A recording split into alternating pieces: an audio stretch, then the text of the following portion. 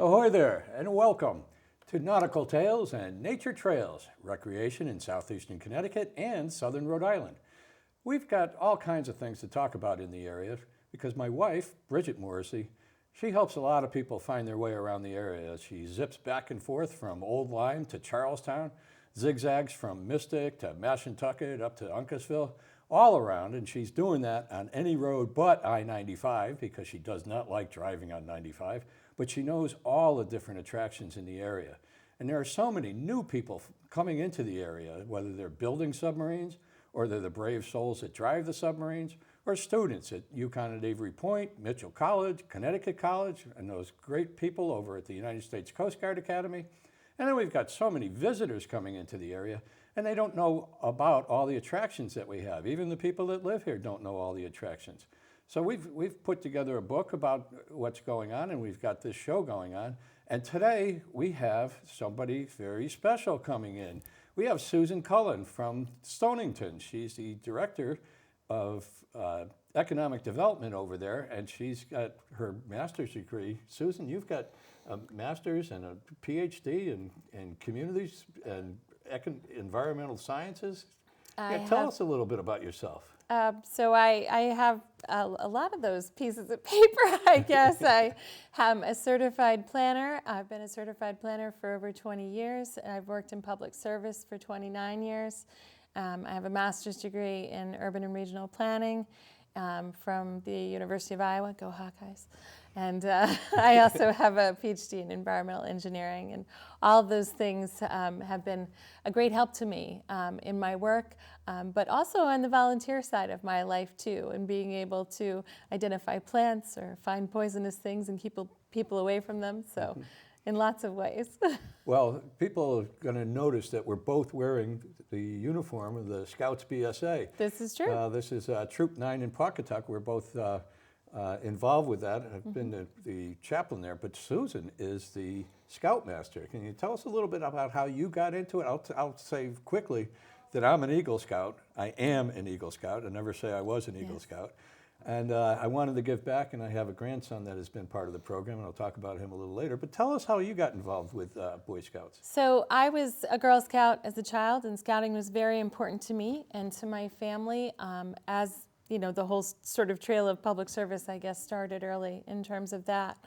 But I have 3 children, and when my middle child, who is my son Brendan, became of age to be able to be a scout, we went looking for a scout troop, and my husband actually was a scout in Troop 9 as well.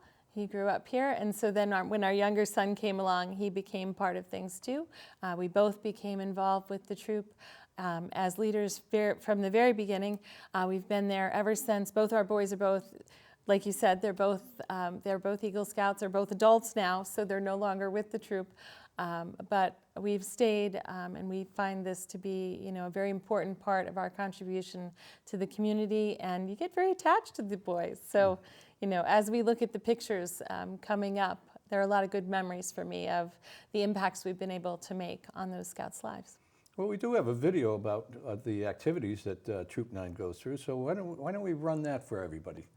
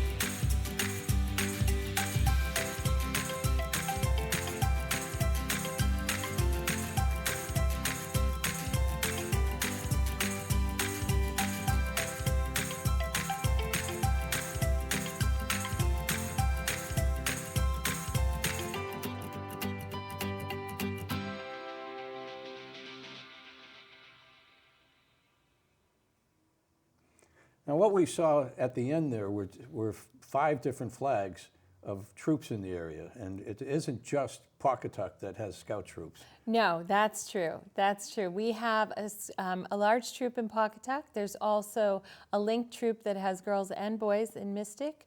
There is a troop in Ledyard, a troop in North Stonington, a troop in Groton, and over the line in Westerly, there's one there too. So no matter where you are in southeastern Connecticut, there is a troop.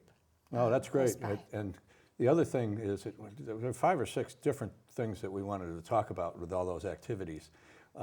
One was all the trips that the scouts go on. I mean, we saw Washington, D.C., we saw Block Island, we saw skiing. You know, tell us a little bit about the trips that they go on. So we take a trip every month of the year. We go to Boston, to the Heritage Trail. We go up north to ski. That's always a big thriller. We go on a 50-mile hike. We go backpacking. We go on bike trips. We try to rotate the activities that we do somewhat so that the kids aren't bored. But there are also things that they want to do year after year. So we try hard to take input from them of the things that they'd like to do and blend it into the program of the things that we're trying to teach them. Well, one of the first pictures we saw, a lot of tents there. That was at Fort Adams in Newport. Yes. And didn't you just return from a trip, Mass Jam, I think it was We called? just went to the Cape Cod Fairgrounds to Mass Jam, and there were 5,000 of our favorite friends there with us. And it was a very busy time. There were obstacle courses, there was axe throwing, there were all kinds of activities. And we took our ringer, Mr. Robinson, our assistant scoutmaster, and he built a rig to shoot off like the pop bottle rockets. And so that was a very popular thing that the kids did there. Yeah, well, that's one of the things. And then annually you have a Klondike Derby in February, I believe it is. Yes, we compete at the Klondike Derby at Camp Aquapag every February. It is always bitingly cold. The wind is always really whipped up that day, and you're right off the pond there, so it's very chilly. But it's a wonderful way to teach kids skills, and so we go through the different skill competitions, but we also go out in all kinds of weather and in all types of weather. We go out in snow, in rain, in wind, to show the kids what to do, to how do you properly set up your tent if you know that it's going to rain all weekend. These are important practical things. Now, there's always a bike hike. I mean, I know Block Island is one of the favorite destinations, but you have other hikes that you go on too. Yes, we've been on several parts of the Appalachian Trail on the 50-miler that we take. Usually that happens in August when we're out of school, of course.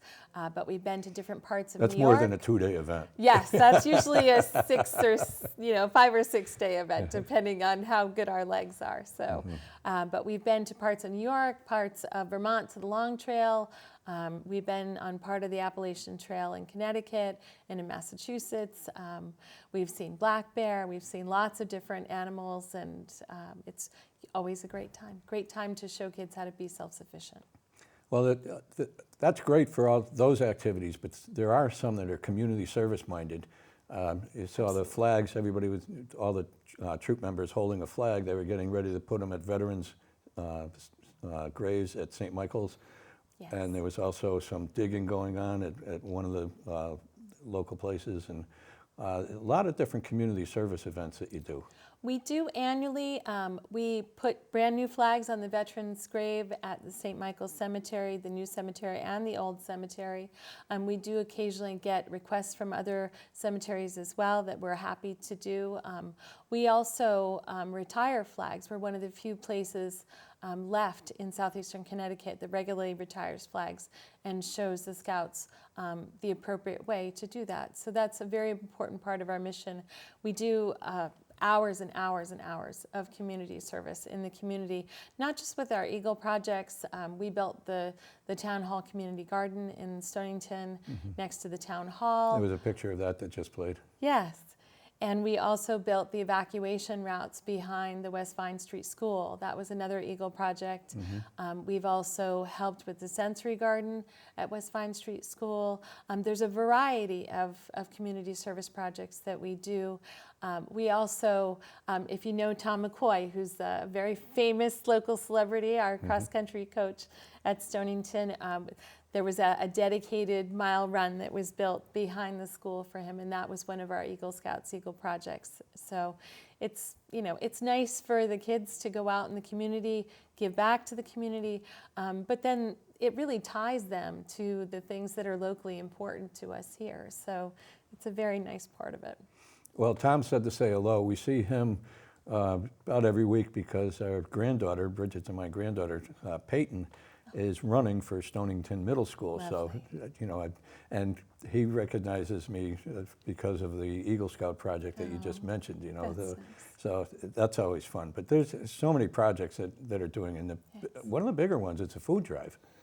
Yes, we do a food drive every year, just before Thanksgiving and Christmas holidays. So we try to make sure that we take all of that food, we box it up, we bring it to the Pawcatuck Neighborhood Center. They've been a great partner to us. They actually give us all the boxes so that everything is nice and uniform so that we can stack it, because we do so many thousands of pounds of food every year. And they give out that food, they sort it, they give out baskets at both holidays, so it's been very wonderful to be part of that. That's not just one that Troop 9 does. I mean, that's Oh, kind no, of it's that's one of the community-wide. big things. And so you'll be hearing from the Scouts in the next couple of weeks because that leads up to Thanksgiving. So we're getting close to time for the food drive. But there are so many different things that are going on with the program, and the goal is to become an Eagle Scout. And we have a video of some of the recent Eagle Scouts that we should, why don't we play that so that we can kind of remind people of some of the Eagle Scout projects that have been going on. You mentioned a couple of them, but we've Sure. got more to talk about. So to become an Eagle Scout, you have to go through a number of steps to get there. You're starting off, you know, with Scout and going to Tenderfoot and second class, and first class, up to Star, Life, and then Eagle. So it's not something that you get just by showing up for the first year. Not at all. In fact, the program builds upon itself, so every time you make the next rank, you widen the amount of community service that you need to do, the amount of leadership that you need to do, and also to up your skill level as well. And so the Eagle Project is sort of a culmination of those, and as you move up through the ranks and add badges, add skills, and add leadership, all of it comes together. And so the culmination of that project is your Eagle Project. And like you said, you know, a lot of kids come in wanting to be an Eagle Scout, and what we hope they go out is to be the best version of themselves that they can be. And that we've given them those organizational skills, leadership skills, critical path skills. It's almost like going to project management class, but in a little beige uniform. Yeah. No, that's great. I am pleased. I mentioned to you before the show started that our grandson Jake started off 7 years ago. Yeah. He's one of our 4 grandsons, and one of the other ones went to Cub Scouts for a little bit before he got really involved with sports and didn't progress. But Jake passed his Eagle Scout Board of Review last month, and last night was his last meeting because he turns 18 on Friday. It's always a little bit sad to watch them go. In fact, when you were showing those pictures, I was thinking about, you know, some of the boys who've gone before, not just my own sons, but their friends and their friends before them who were older and younger than them. And you build this family. We've really built a family around us of the people who we've been involved with Scouts, the things that they've taught our sons. It's been a wonderful experience for us to be part of that. I will never forget the look on Jake's face last night when I told him that I brought you to your first meeting. I wasn't going to miss your last meeting. And he said, thank you. And the smile, I'll never forget. You know, he came in as a shy kid, and, you know, he left as senior patrol leader. I came in, and he was sitting at a table with the youngest scout, one of the newest scouts that are in the troop, explaining things. And he learned how to be a teacher to those coming up behind him, you know, and it's what scouting's all about, you know. I remember that from, you know, when I was a kid, and, you know, and all the adventures that I had, I wanted to pay it forward and let somebody else do it. So, you know, scouting has meant so much to me, you know. But the big things in scouting, I was fortunate enough to go to Idaho for a national jamboree, and to go to scout camp every year for a few years.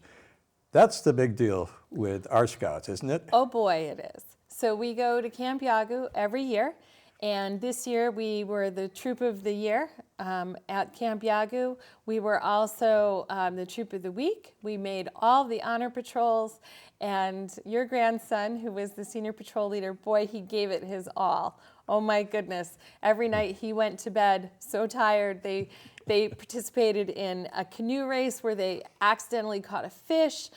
They were in a sailboat race where we were trying to just get close enough to them to be able to take a picture because they had gone so far out on the lake. They had to actually drive them back with the powerboat because they'd gotten so far because the wind had caught them the wrong way. So lots of great adventures. But Camp Yagu has so many wonderful things. They can go fishing, they can learn new skills, and sometimes they just have a small event that's, you know, a half an hour to tie a certain knot or to know how to do a certain skill that might be a little difficult or need a little extra help, and everybody goes and does it together.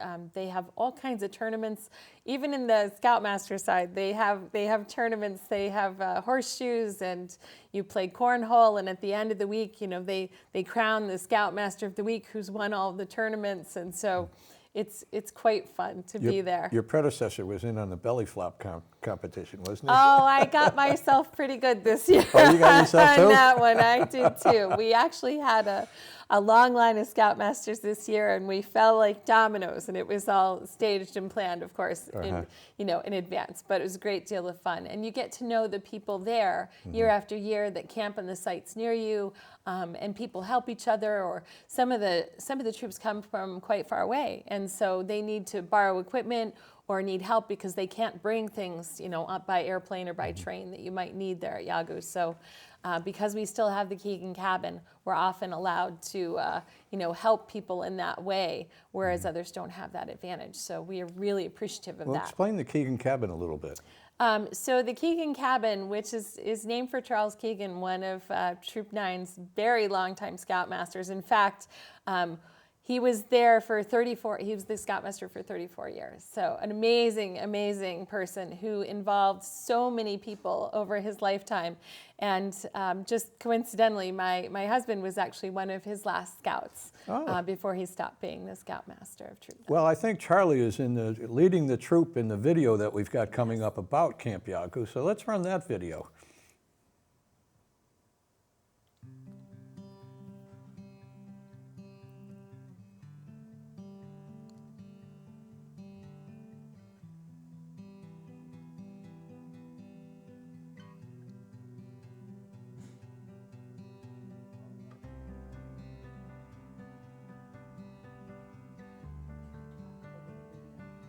Okay, there's Charlie right there, isn't it? That's Charlie. Yep, well, they're still marching into the parade grounds, and it is a place where they can get a lot of merit badges done, isn't it? Absolutely. There are many, many different sports and activities.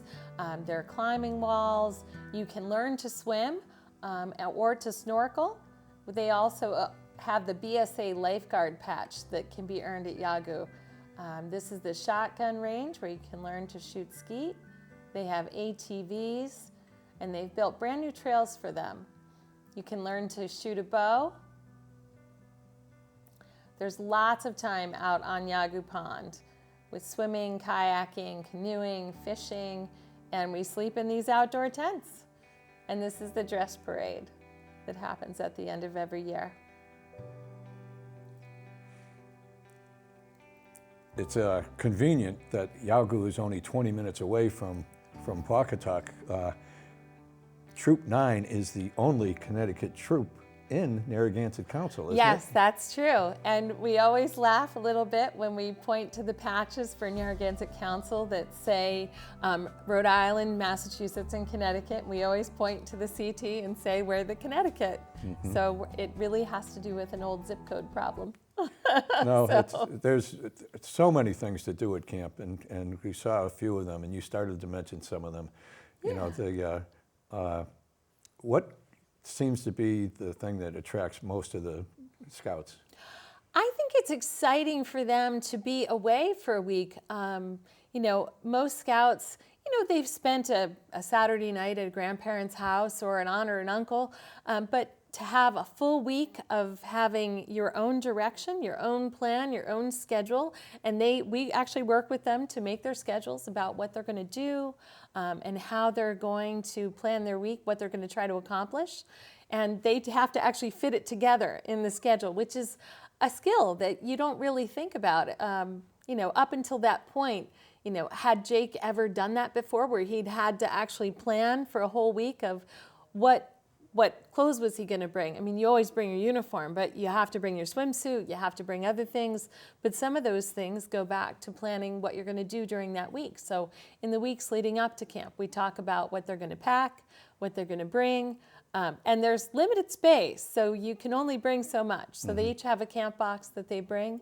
And the adults bring a little bit more just because we have to also bring first aid and so forth. But it's a pretty fun time. Well, in the first video, we did see quite a few adults. I mean, how many adults do you generally need to have to run the troop?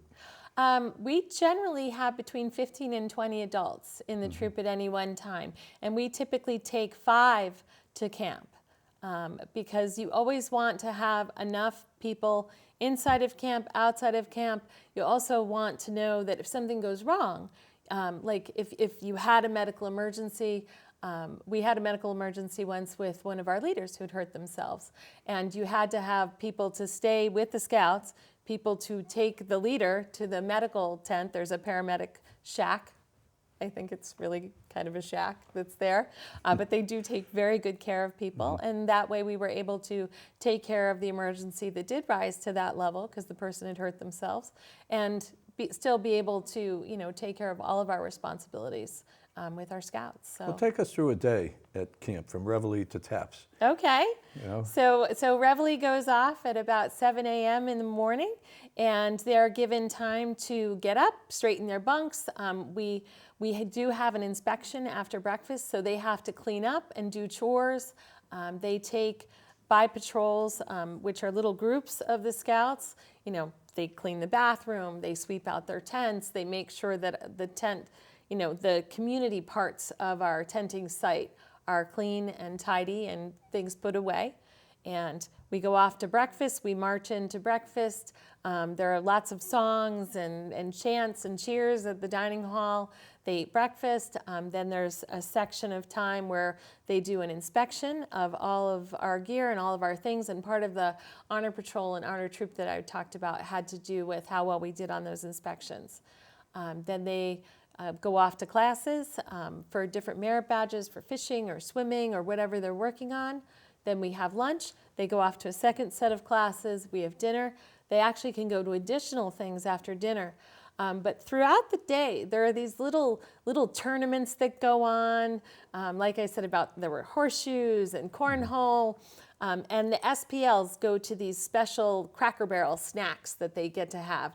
And so That's a senior patrol leader. The senior patrol leader gets to go, and you get like all the information. But while you're sitting there getting all the information and taking copious notes, of course, you get to eat all the extra snacks. So that's always a big deal to the scouts. They enjoy that a lot. So and then at night? Then at night, people generally march off to the showers as quickly as they can because the hot water runs out pretty fast since everybody tends to go at the same time. And there are 8 weeks of Yagu. So in the 8 weeks of Yagu, there are thousands of people that come and use those facilities. And those facilities actually are available during the rest of the year, and you can book those facilities, which is very nice. And if you're part of the Order of the Arrow, which is the Boy Scout Honor Society, they meet at the different camps at different times of the year and do service projects for the different camps. Yeah, we're calling it Camp Yagu, but it's kind of known as Yagu Reservation And that's, Yes. you mentioned that there were so many people that come from all around the country. I remember seeing them from Pennsylvania and Virginia. Is it any farther? I mean, I have met, we go week 2, which is usually the 4th of July week, which is always fun. And we always have some great themes that week. There's always a theme for the week. I think you saw the Charlie Brown shirts in one of those videos because we had a cartoon week. So we did all of the Peanuts, which was super fun. And there was so much to do. Because it was very familiar to the kids. So we had the Charlie Brown shirts. And the power boat at Yagu is called the Charlie Brown. So that's always a favorite of the kids. But there's always a lot to do there. And Narragansett Council has many other camps and facilities that are available. And we go to Camp Aquapog, we go to Camp Champlain.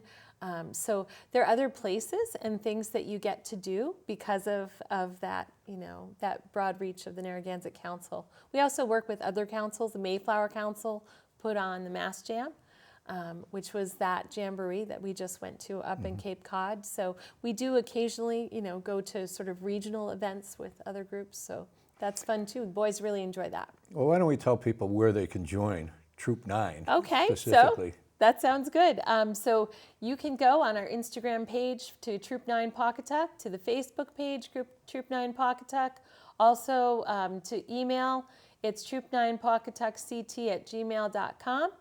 And if you would like to join us, we meet in the St. Michael's Church Hall on Wednesday nights from 6:30 to 8 o'clock, and you're welcome to join us there at any time.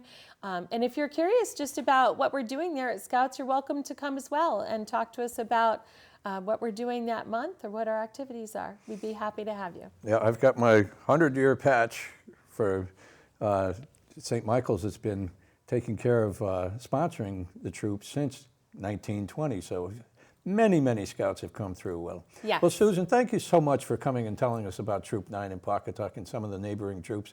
We're so happy to be able to bring these shows to you so that you can understand all the activities that are available in southern Connecticut and southeastern Connecticut and southern Rhode Island. We are lucky to live in this part of the woods. So just want to say, we'll see you the next time. Have a good day, everybody.